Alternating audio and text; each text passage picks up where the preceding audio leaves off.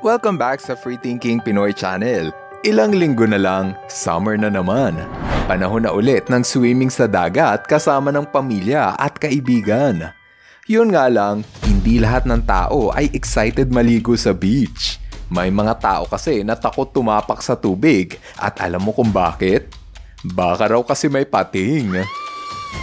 Kahit sino ay siguradong kikilabutan kung makaharap nila ang halimaw ng dagat. Paano ba naman, matalas kasi ang mga ngipin nito na siguradong babaon sa iyong balat. Sa kasamaang palad, may mga tao nang nakaranas na maatake ng pating. Ito ang nangyari sa kawawang biktima na si Steven Robles. Kwento ni Steven, lumalangoy daw siya sa dagat kasama ang kanyang mga kaibigan nang biglang may pating na umatake. Medyo malabo ang kuha ng video, ngunit yan mismo ang eksena ng pag-atake ng pating sa kawawang si Steven. Get out of the water! Shark! Get out of the water! Get out of the water! Buti na lang at may mga concerned citizens ang agad na rumisponde para tulungan ng biktima. Agad na naisugod sa ospital si Steven dahil sa dami ng kanyang natamong sugat. I was staring at this shark eyeball to eyeball, literally like right here. It was the most frightening thing anyone could ever experience. Ito naman ang nakamamanghang istorya ng survivor na si Paul Gelder. Akalain mo yun, naputol ang kanyang binti at braso dahil sa atake ng pating. Noong year 2009, nakunan sa video ang pag-atake ng pating kay Paul Gelder habang siya ay lumalangoy sa Sydney Harbour, Australia. Malabo rin ang kuha ng video, ngunit yan mismo ang eksena habang siya ay nakikipaglaban sa pating. Buti na lang at nakuha ng mga rescuer si Paul Gelder at agad siyang naisugod sa ospital. Pagkalipas ng maraming operasyon at rehabilitation, eto na ngayon si Paul. Tuluyan nang naputol ang isa niyang binti at braso. Sa ngayon, meron na siyang suot na prosthesis para lang mabuhay siya ng normal.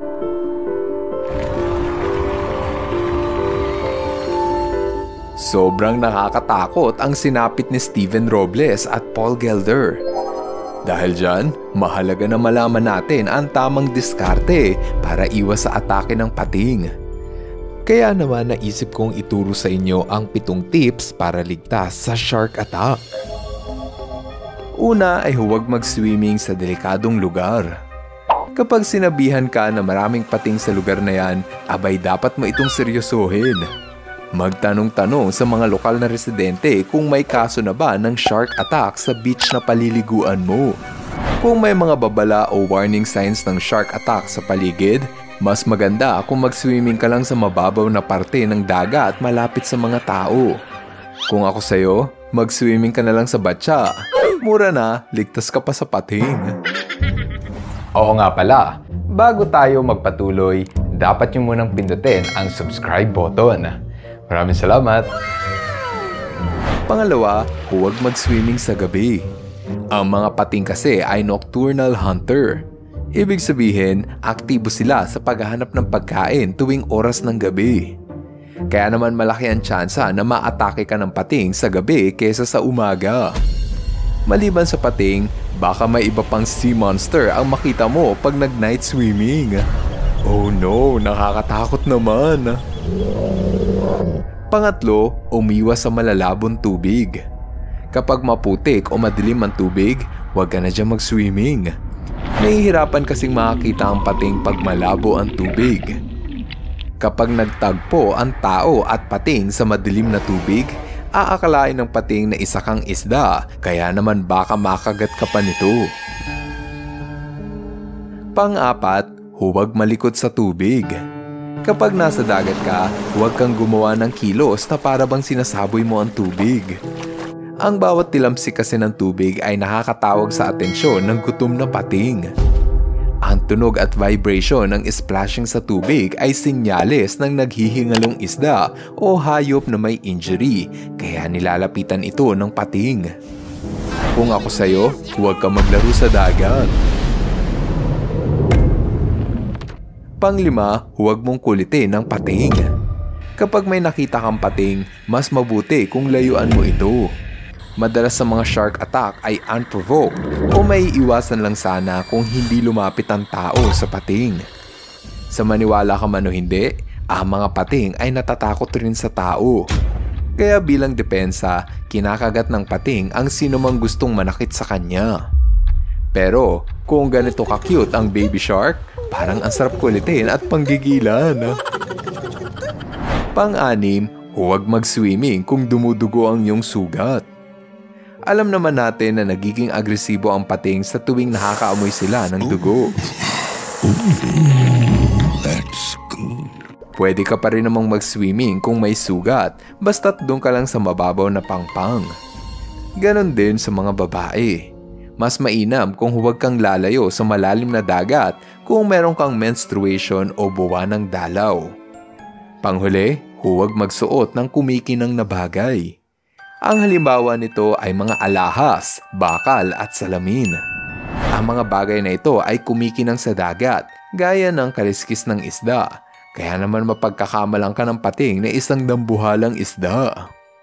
Ito ang mga tips at advice para hindi tayo lapitan ng pating.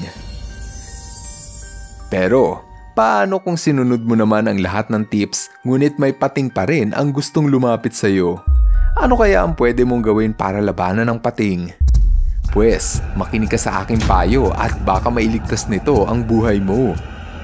Kung may pating na umaaligid, dapat ay maging kalmado.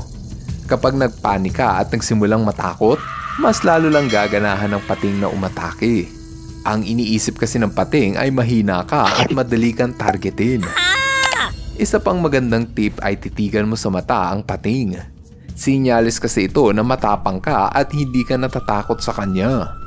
Malay mo, pag nakipagtitigan ka sa pating, ma-inlove pa yan sa'yo kaya hindi ka na niya aawayin.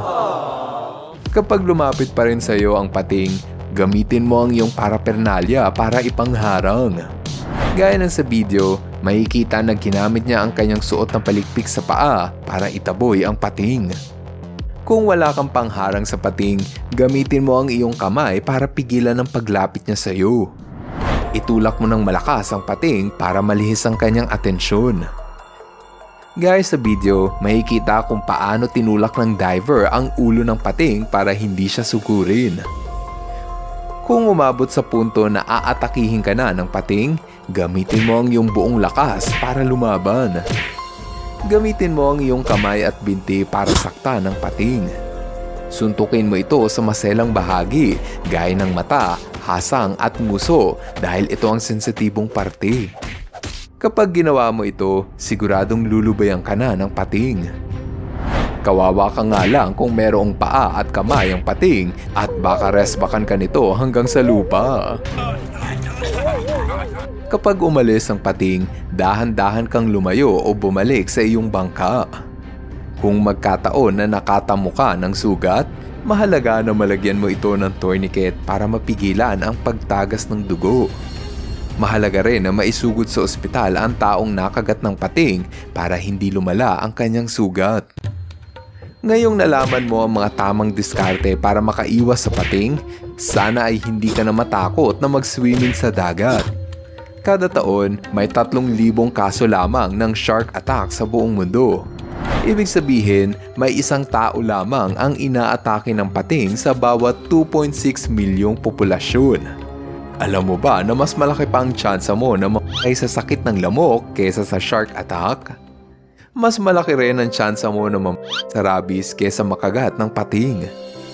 Kung titingnan sa datos, mas marami pa ang hayop na dapat mong ikatakot gaya ng ahas, buwaya at elepante. Madalas kasi sa mga pating ay dinededma lang ang mga tao dahil hindi naman tayo parte ng kanilang diet. Mas gusto ng pating ang kumain ng isda at wala silang interes na kumain ng tao. Kaya naman madalas sa pating ay dinadaan-daanan lang ang mga tao. Sana huwag niyong kakalimutan ang mga tips kung paano makaiwas sa mga pating dahil ililigtas nito ang inyong buhay. Pero kung ang higanting megalodon ang makita niyo sa dagat, kalimutan niyo na lang ang lahat ng itinuro ko at huwag na kayong tumapak sa dagat. Dapat nating tatandaan na ang dagat ay teritoryo ng mga sharks at tayong mga tao ay nakikiswimming lamang sa lugar ng mga wild animals. Naniniwala kasi ako na ang pagrespeto sa mga hayop ang pinakamabisang paraan para makaiwas tayo sa peligro. Ngayon, andito na tayo sa ating shoutout portion. Hello kay Voltaire Tombok at Elena Myren. Hello rin kay Sofia Serantes. What's up kay Alexis at Christopher Soliveres. Happy birthday kay Susan Respicio. At happy birthday rin kay Dean Kyrie, Daddy Wellyboy at Dwayne Kenji Gaheto. Maraming salamat sa inyong panunood. Now see you guys on our next video. Bye-bye! FTP viewers, thank you so much sa panonood mo na aking video. Kung nagustuhan mo ang video na ito, subscribe na sa FTP channel. Don't forget to hit the bell button para updated ka sa mga bagong videos. Paalam!